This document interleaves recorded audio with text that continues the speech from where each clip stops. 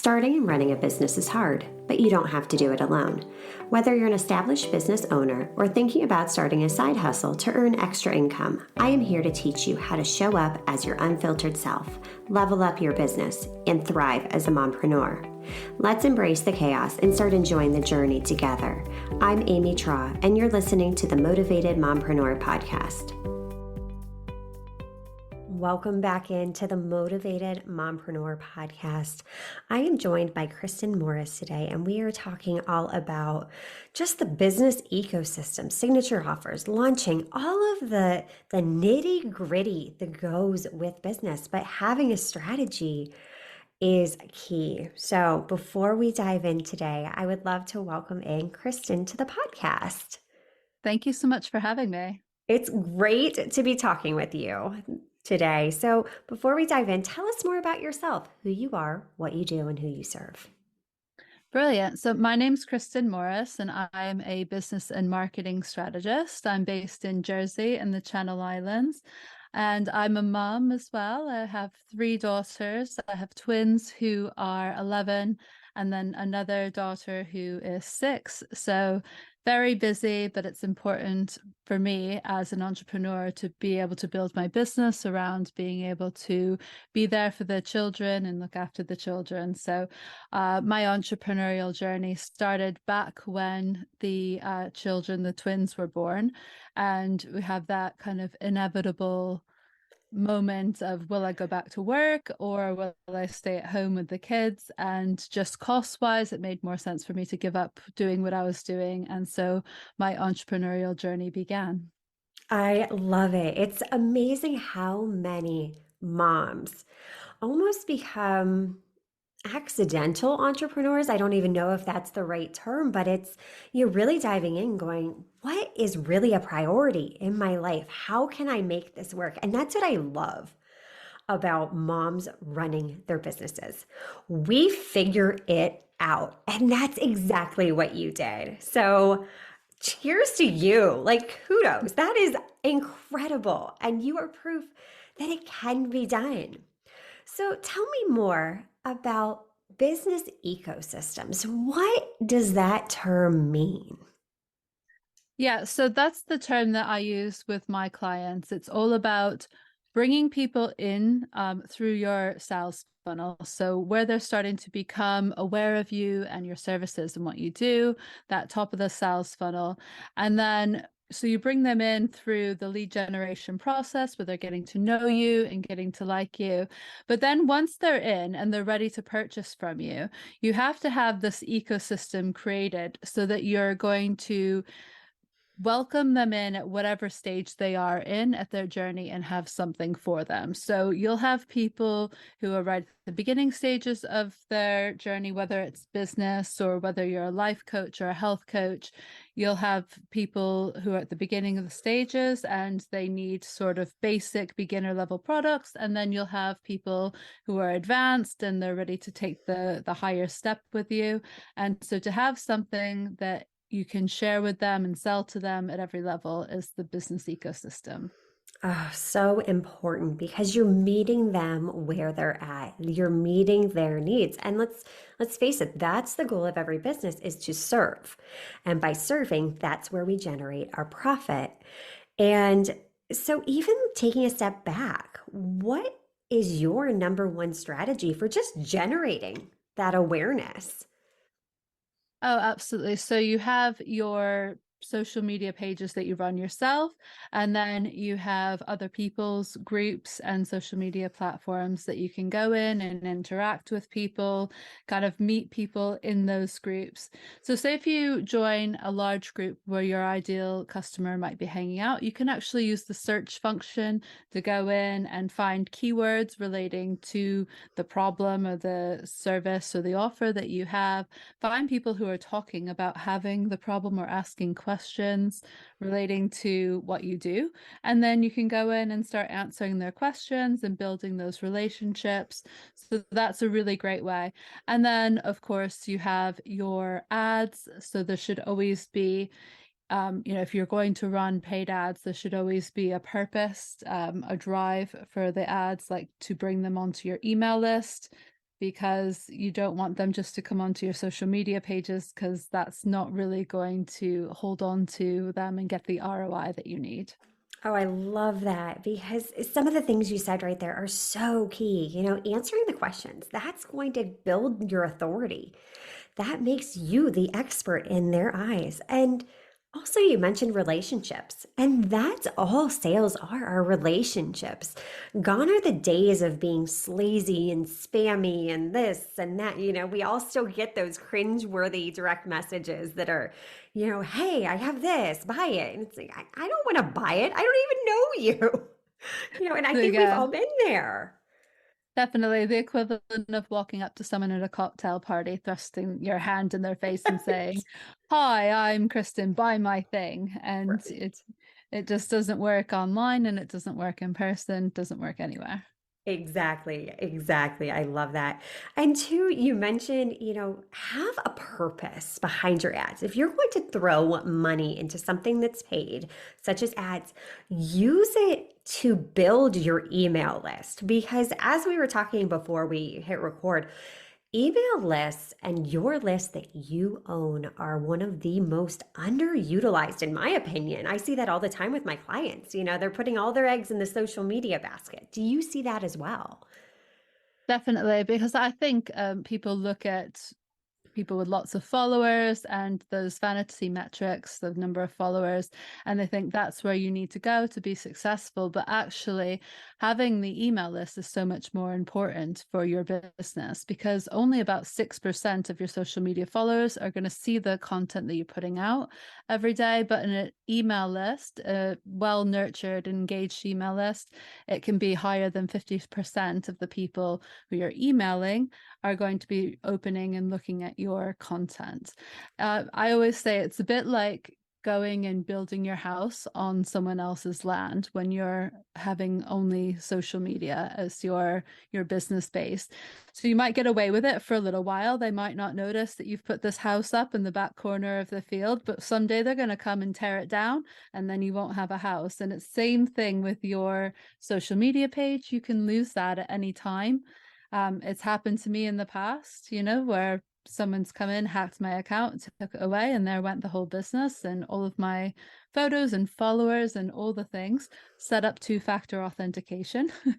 And yes, but having an email list is your foundations, the solid foundations of your business. I love that analogy. It's perfect because, yes, look at how quickly technology changes and evolves. And, every time we blink, it seems like there's a new platform being established and other ones are starting to go by the wayside. And yeah, having that email list is such an important aspect of business. And, I'm a firm believer in that even if someone isn't opening your emails, they still get that in their inbox. They're still seeing your name. You're still top of mind, even if they're not opening it, because most people aren't going to take the time to unsubscribe. So every time you send them something, they're seeing your name, seeing your name, seeing your name, so that one day when they really need what you're offering, suddenly they start to open your emails.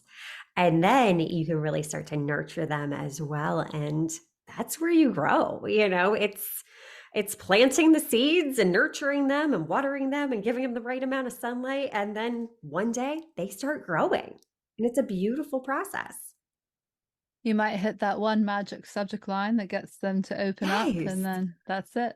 Exactly. Exactly. And you never know what that one will be. So beautiful. Let's talk more about signature offers. For the listener that's not familiar, what is a signature offer? Let's start there. Sure. So I like to think about the signature offer and the framework of your entire like content asset framework. So everything that you possibly know or could teach or could do, that forms your entire asset framework. Now, a lot of the times people will think that if they're going to create a big signature, like a flagship offer, then they need to take everything from their entire content framework and dump it into the signature offer. But that's not a good way to go, because if you include too much, you actually think that you're doing a service to your clients, but it's the opposite. You're going to overwhelm them and you're not really going to give them what they need out of the signature offer. So your signature offer should form part of your asset framework, but not the entire thing. And it should be a concise way to make a transformation in the client to get them from point A to point B. And it's going to be really comprehensive. It's going to be really supportive, and it's going to meet those needs. But then you'll also have things that are not included, which might be, your beginners materials that you could structure into another course that, if they're not ready to come in and jump in with your signature offer, you have lots of different micro offers and mid-tier offers that you can offer them before they're ready to come in and join your signature offer. Oh, I love that explanation because it really is about the transformation. I feel like so many times we're just, dumping so much information in front of people that they get confused, they get overwhelmed, and then they won't buy. Or even if they do buy, it's too much information. So then they're not going to implement what they've learned. Yes, there's been a lot of people that I've spoken to in the industry have said actually having the too much into the signature offer lowers the completion rate of the program, because they're not getting the transformation that they've been promised, because they don't know, they kind of can't see the wood through the trees and get muddled up and just quit and do something else. Right. And especially as moms, we're busy. Life is busy. We need sustainable systems, results quickly. We don't have time to just be consume, consume, consume, consume, consume. We shouldn't be. I think that's what holds a lot of us back is just that overconsumption that we get stuck in. What's your take? Yeah, absolutely. I think even the way that you structure your signature offer, if you have it more bite-sized where people can kind of dip in and dip out. I remember doing a program. I paid a lot of money for it. It was an amazing program. But every time I got on, it was an hour to 90 minutes of video content to watch in one sitting. And it was a bit, okay, no, I Yeah. can't do it now because I only have 20 minutes now. So I kept like putting it off and putting it off. And it took me twice as long to get through the program because I just couldn't fit it in. Yeah. Yeah. I mean, that's the reality of it is really knowing your audience too, what their time constraints are. And I mean, even if you're not a mom, life is busy. Most of us don't have this overabundance of time and luxury of time. We are busy. We are living our lives. We're managing homes. We're doing all of the things, trying to stay healthy. Like life is busy. So that is so important to keep in mind. Now, what is your take on launching? So, launching that signature offer, or do you prefer just to keep it evergreen? I do both actually. So I like to have a signature offer that incorporates live calls and live implementation. So I do have one program that I launch sort of twice a year where we will work together as a group cohort. It's called Create, Launch and Grow. So it's a program where people come in and they build their signature offer with me, and then we launch it all together as a cohort. So like you're going to finish your launch by the end of the 12-week program. So it's very intensive and it needs that kind of like you all have to be in the same page in the same week. But equally, I will have evergreen programs that I can sell at any time as well. And I think they're both important because you can't rely solely on having a program that requires you to launch, because if you have a bad launch, then your business is going to get in that kind of feast and famine cycle. So it's important that you have things running in evergreen, that you're you're diversifying your revenue streams in your business. You know, you have things that are maybe digital products, or, you know, small micro courses that people can buy and consume in a day, or a membership site that brings you recurring revenue, and your one-to-one client work. So yes, I think that both are important, is the short answer. Yeah, no, that's really important. And I think as business owners, especially when we're first starting out, it is a lot of feast and famine. And it's when you take the time to be intentional and really start to diversify your income, it's like little pieces of a puzzle coming together. It all fits so that when you're not launching, when you're in the middle of running that cohort, you still have income coming in. You know, yes, you're going to get these big bursts of income when you do launch, but what happens the rest of the time? You know, especially with you, it's twice a year. And for me, like launching is exhausting. It is an intense process. It's not just an overnight one day, doors are open, buy from me. No, I mean, like there's a whole nurture process leading up to that. And I think sometimes we forget that. Yeah, no, absolutely. And, you know, I think everyone has to establish the rhythm, the launch rhythm that's going to work best for them. I mean, what is yours? Do you do it 3, 4 times a year, twice a year? Twice, twice, because Twice a year. anything beyond that, it just, I've tried more and it's just exhausting because it's like, okay, just as one's finishing up, we're like nurturing others it's just too much for me. But again, I think it's finding what works for you for the season of life that you're in. You know, my kids are both elementary school. Maybe when they're in high school, that'll change. I don't know. But again, really taking the time to see what works for you, what feels good to you, and what's sustainable for you. Absolutely. And, you know, aside from the live launches, you can always do launches that are a bit more low key, where maybe you're showing up with pre-recorded videos or like really in-depth posts and you're promoting in your group. And that could be a launch as well. So it doesn't necessarily need to be intensive. But yeah, for me, running a live program twice a year is about all I really want to do, because I want to have that time freedom and flexibility. Like we go away in the summer because travel and freedom to leave and, you know, have my business kind of running on autopilot over the summer is important to me. So it's kind of everything pre-summer and everything post-summer is divided. It gets divided down the middle of the year. But that's, you know, that's the beauty of having your own business, is to be able to structure your time and your life in the way that makes you happy, and you can do what you love. Oh my gosh, I love that because so often we let our businesses run us. We forget that we're the one making the decisions. And you have control over that. Just because everybody else is doing something does not have to mean that you run your business that way. This is your business and you're in the driver's seat. And so often I feel like we think more hustle is going to lead to bigger rewards. But I think the opposite's true because we end up burnt out and overwhelmed. And then we sit in a state of analysis paralysis where nothing gets accomplished. Absolutely.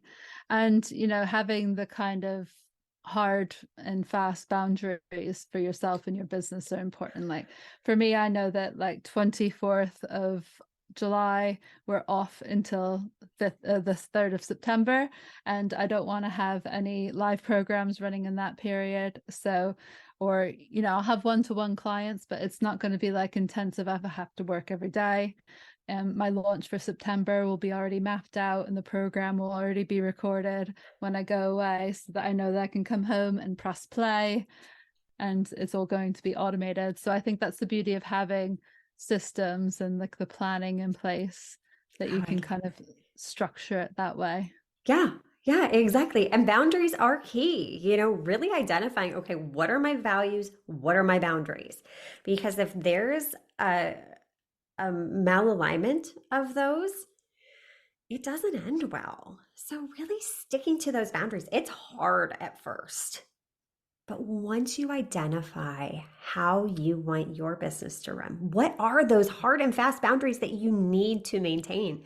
And have people hold you accountable. I tell my husband all the time, I'm like, if you see me working outside of my office hours, You have my permission to close my computer or, call me out. And my kids do the same thing. And I love it because it's, again, half the time you don't even realize don't have that awareness that you're doing it because it's easy to work all the time when we have these devices right here that are, instantaneously, dinging and, beckoning for our attention. I don't want my phone to be competing for my attention with my kids competing for my attention. No. When I'm mom, I want to be in mom mode and fully in mom mode. How about yourself? Yeah, I agree with you. And it is hard because a lot of the times our needs are being met in our businesses Yeah. a bit easier than they can be met in our home life because kids are hard work and they're more interested in having their needs met than meeting yours, which is absolutely how they should be. Fair enough. Right. And so the call to work, the call to like do what you love and what you feel passionate about is hard to let go sometimes. And I think that's where kind of having transitions and setting your intentions between the different phases of your day really important. So kind of setting your intentions for how you want to interact with your children or how you would like a certain time that you spend with your children or with your significant other to play out, and knowing how you want to make them feel and how you would like the whole thing to go ahead of time, as opposed to just kind of coasting through and taking it as it comes, but to, I really want to make my children feel valued and like they have my full intention in this part of the day. So you go into it with a different mindset as opposed to, okay, well now we've got to go to soft play or Yeah. Oh, that's beautiful advice because, yeah, it's hard to let go. It is hard to let go that control. And so many times you're absolutely right. We do fill our needs through our work, and setting those intentions can be such a game changer. Kristen, this was an amazing conversation. I appreciate you taking the time out of your schedule to share with our listeners. Where can we learn more about you? Oh, absolutely. Thank you so much for having me. I've had a great time. And if you want to connect, I'm at Kristin Morris Coaching on Instagram and Facebook, and my website is kristinmorris.co. I love it. All right, until next time, stop dreaming and start taking messy action. You've got this. Are you loving what you're hearing? Do us a favor and hit that subscribe button so you don't miss an episode.